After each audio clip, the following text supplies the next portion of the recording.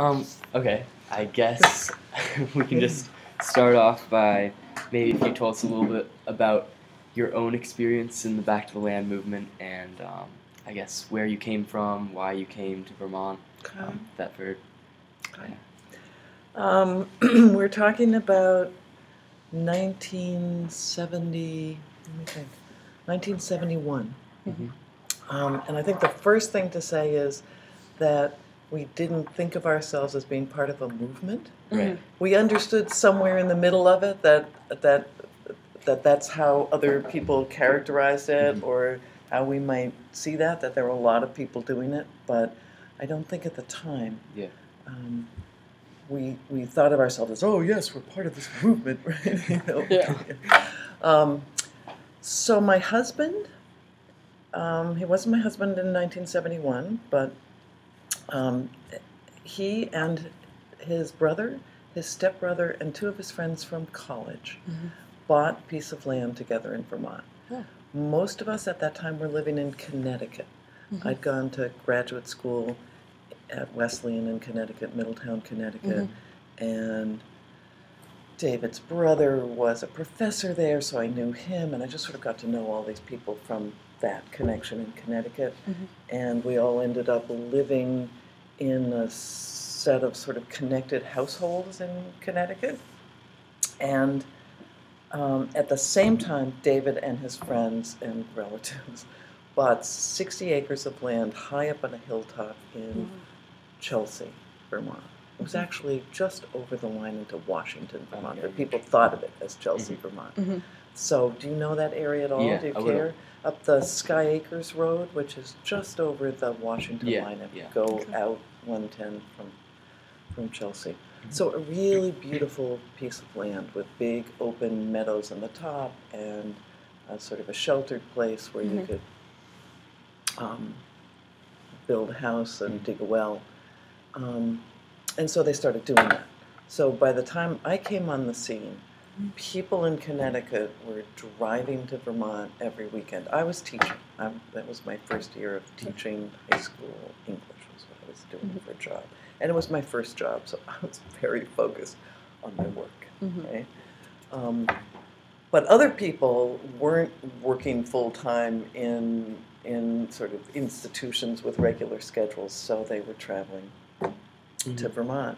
And I just joined in doing that. And over that period of time, in weekends in the summer, we built a little series of shelters and sort of camped out, had a huge garden. And 2 years later, David and I married and moved full-time to this piece of land. We were the only people who lived there. Other people would come in the summer. There was this whole crew of people who would always come in the summer. And that was great because they would help in the garden and help build. But we were the only people who lived there full-time. From 1973 on. The first year I lived there, I took a year off from work. So we spent all our time just living there and sort of settling in and figuring out how to do it.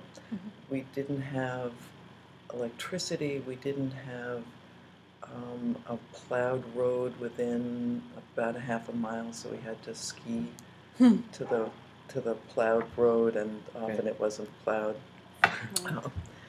until late in the day. It wasn't a high priority road. And we had water from a hand pump, so we'd had a well had been dug, and the water could be pumped up to the house.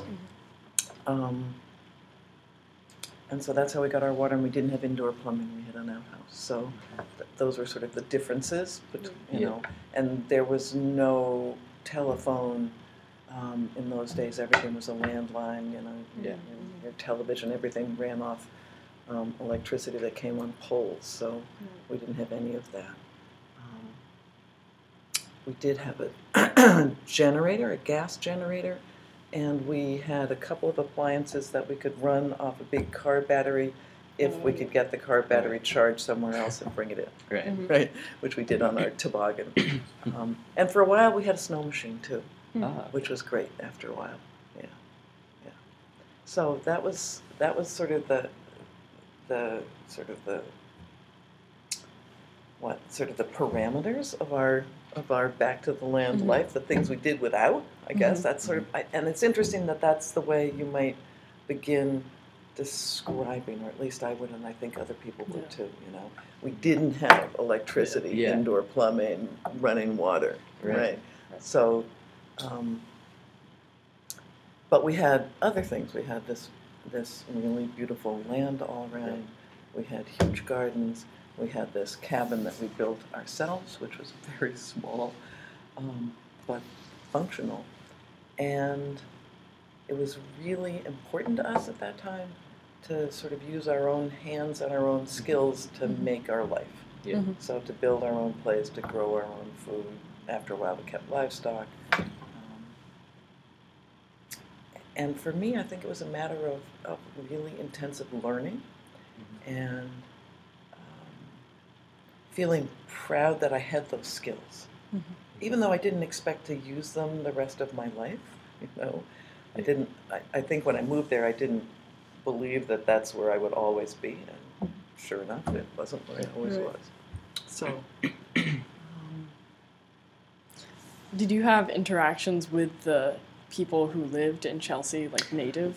yeah, which was Vermonters. really important to us. Mhm. And I think most of the people I knew there, because there were lots of other people our age, early 20s, mid 20s, some with young children, some without, who were moving um, to either buying land as we did and building a place, or Mhm. buying an old place and renovating, which is something we ended up doing in Chelsea Village later. Mm. So there were a lot of people um, doing similar things, and that was the back to the land Yeah. movement, right? Right. The people. Right.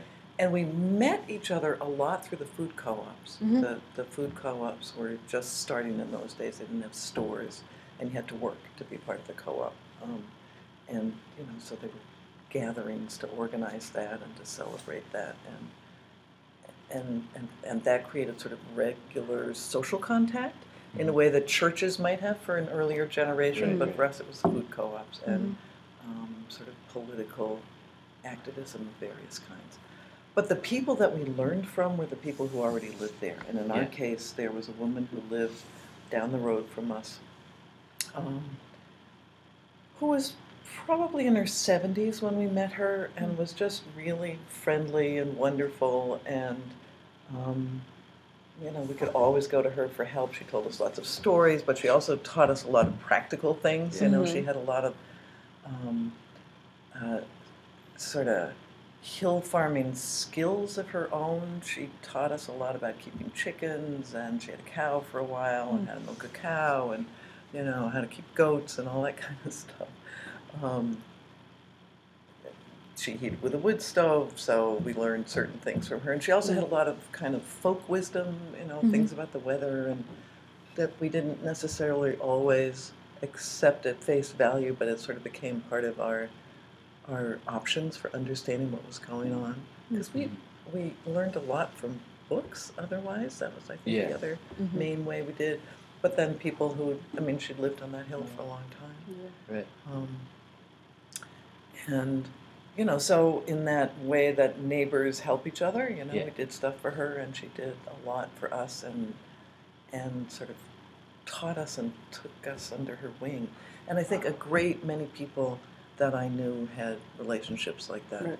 With, you know, they moved on to farms where there were older people still there, or they had neighbors or somebody to help them like that. So then for all of us, there was this big community of Yeah. older people with wisdom and expertise that helped us manage. Was, I guess, going along with that sort of, was there any times that you noticed the two cultures kind of clashing? Oh, Like yeah. negative sentiments. Oh, yeah, towards- for sure. I think, you know, and I've witnessed this since then, you know, since I've been a person who's lived in a place for a while, right? I mean, I Yeah. lived there, what, 20 years or something, and then moved here and sort of another 20 here and sort of saw the same phenomenon. So certainly there were people who were suspicious of the hippies Yeah. and the Flatlanders, and wondered what was going on, and rightly so, you know, to have these all these people suddenly move into your community, not just a few at a time, but maybe 20 new Yeah. households. Um, but I think a lot of us from the beginning were interested in sort of joining civic culture in those towns. Um, and some people were there because they had connections, they had relatives, they'd married somebody there, you know, and moved in. So I think we certainly worked to present ourselves as responsible people. I mean, that was important to me. I was a school teacher, you know. I was living in Washington and teaching in Barrie after that first year, commuting all that way, and that was a struggle, and I needed Yeah. people's help Yeah. to do that. Barrie never canceled school, but you know, and there were these horrific snowstorms and ice storms that I would have to like ski off this hill and get to my little Volkswagen Bug and dig it out and drive it to Barrie over these hills over Washington Heights. I mean, it was really Yeah. arduous. So I thought of myself as a, you know, a responsible professional person who Yeah. ought to be part of a community. So we did that in various ways. One of the big ways there, and I bet this was true lots of other places, was sort of expanding parent cooperative daycare. Like there wasn't a whole lot of daycare, and we established a daycare center. I also worked after that, after we moved into town, on helping to establish a network for battered women for domestic violence victims that's still there and actually is housed in the house that I used to own in the village, Oh, which wow. is kind of cool. Yeah, Yeah. definitely. Yeah, so, and eventually people who had come as back to the Landers became school board members, and, you know, David taught right in that community eventually. So, I think there was a period where you had to kind of prove yourself, and I was scornful of people who didn't stay.